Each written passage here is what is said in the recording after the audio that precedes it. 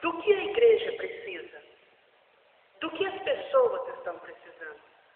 As pessoas precisam de ter compromisso com Deus.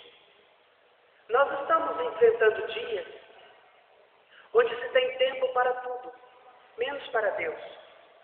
Onde se gasta com tudo, menos com Deus. Onde se investe em tudo, menos com Deus. Deus não te fez para você mesmo. Deus te fez para Ele. Quando nós fomos criados com um propósito: viver para o reino de Deus.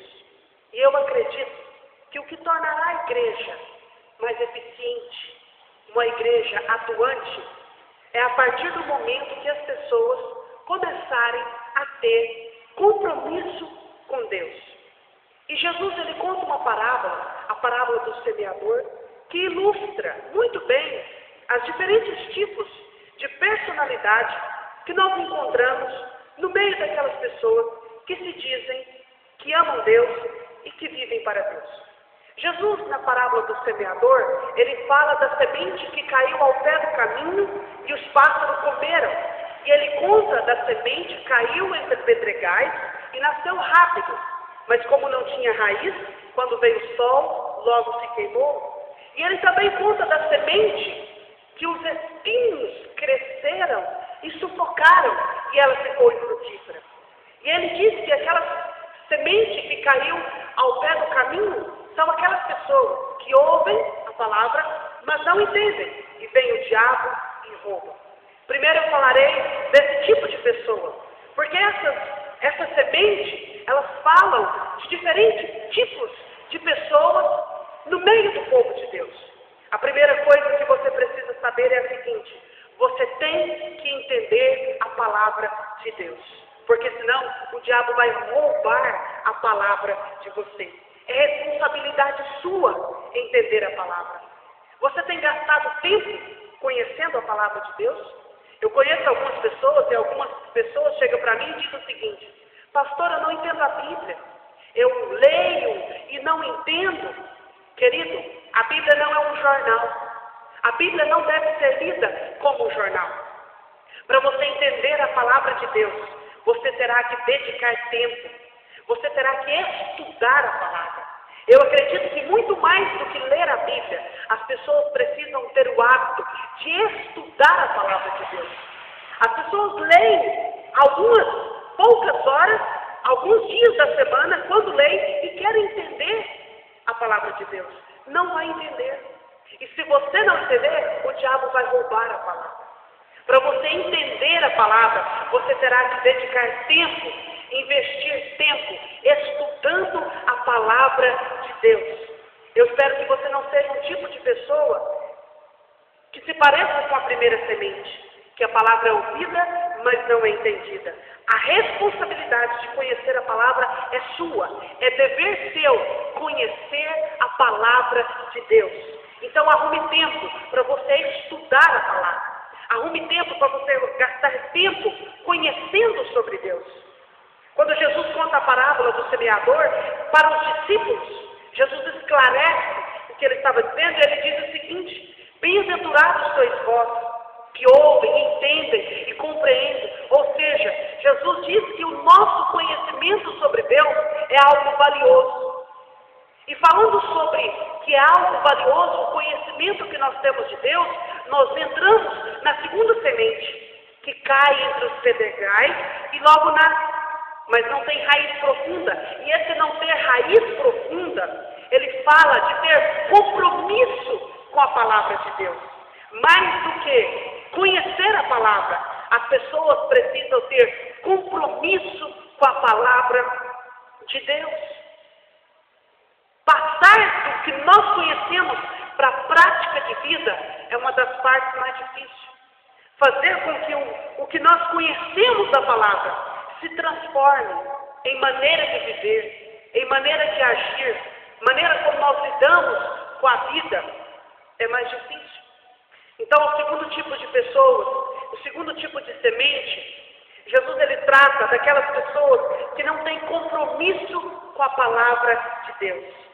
que não importa em tornar em prática de vida aquilo que a Bíblia diz, que não importa de transformar o conhecimento que ele tem em maneira de viver. E a esses, a Bíblia diz que quando chegar a perseguição por causa da palavra, quando chegar os problemas, quando chegar as dificuldades, eles se queimarão e morrerão. O terceiro tipo de pessoas que Jesus trata na parábola do semeador são aqueles que os espinhos cresceram e sufocaram a palavra. E esses espinhos que cresceram, ele diz do cuidado que as pessoas têm com esse mundo e a sedução das riquezas. O terceiro tipo de semente que Jesus trata são aquelas pessoas que correm demais com a vida. Tem coisas demais para cuidar, tem coisas demais para fazer, e aí não tem tempo para Deus. Querido, o diabo fará de tudo para Deus não ocupar o lugar que é dele em sua vida.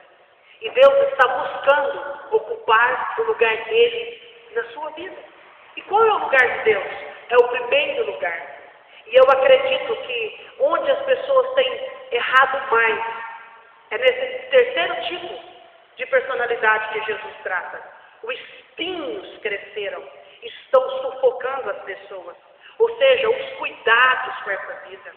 São as contas para pagar, são os nossos projetos pessoais, são tudo aquilo que nós temos que fazer durante o dia. E são tantas coisas para se fazer que não sobra. E eu acho horrível esse termo, sobrar tempo para Deus. Porque deveria sobrar tempo para as outras coisas. O primeiro lugar na nossa vida tem que ser Deus. Eu espero que os cuidados dessa vida não estejam sufocando a palavra de Deus na sua vida, ao ponto de você ter se tornado uma pessoa infrutífera. Cuidado com os cuidados dessa vida. Cuidado com a sedução das riquezas. Você tem que querer ser grande, em primeiro lugar, é aos olhos de Deus. Eu vejo por aí um monte de pessoas querendo ser grande aos olhos dos homens. Isso é burrice. Isso é uma tremenda burrice. Você tem que querer ser grande aos olhos de Deus. Porque o que vale na vida é como Deus nos vê.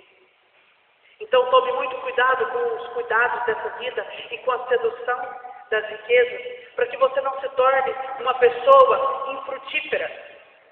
Qual é a sua parte na igreja? Deus te chamou para fazer o quê? Você sabe para que Deus te chamou?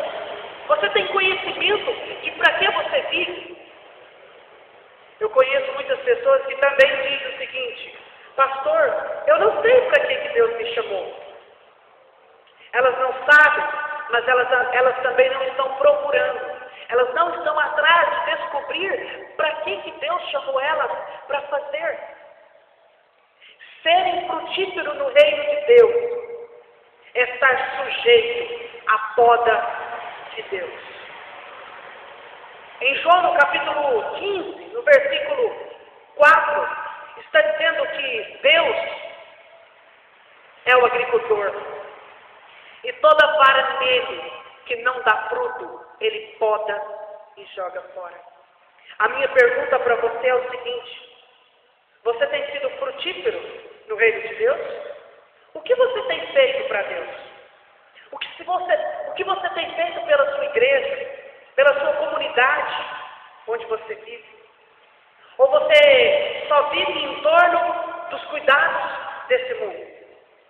Ou você está tão preocupado com o que vai conseguir, o que vai comprar, o que vai ter na vida, que agora não mais cuida das coisas de Deus?